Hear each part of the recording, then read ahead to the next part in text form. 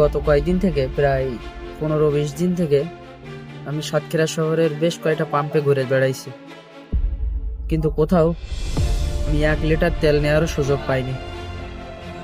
যদি পাম্পে তেল থাকে 1000 লিটার, তো গাড়ি থাকে 2000।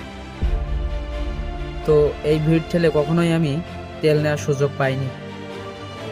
কিন্তু পাম্প থেকে বেরিয়ে আসার পরে বিভিন্ন মানুষের কাছে শোনা যাচ্ছে যে তেল কয় লিটার লাগবে, আমি দেব, 250 টাকা করে দাও, কয় লিটার তেল লাগবে আমি দেব।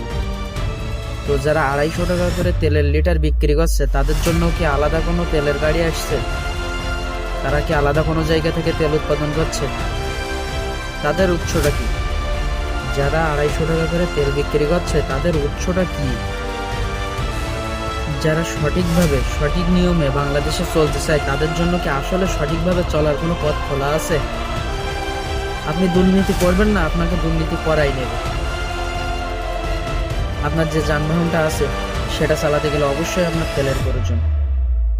আর যখন দেখবেন যে আপনি সঠিক উপায়ে তেল পাচ্ছেন না, তখন অবশ্যই আপনাকে 2 নম্বর পথ অবলম্বন করতে হবে। আবার কিছু কিছু পাম্পে দেখলাম প্রভাব খাটিয়ে, যদি তেল দিচ্ছে 200 টাকা 300 টাকার, তারা প্রভাব খাটিয়ে তেল নিয়ে আসছে 500 টাকা 1000 টাকা। সেই তেলই আবার বাইরে নিয়ে এসে বের করে তারাই বেশি দামে বিক্রি করছে।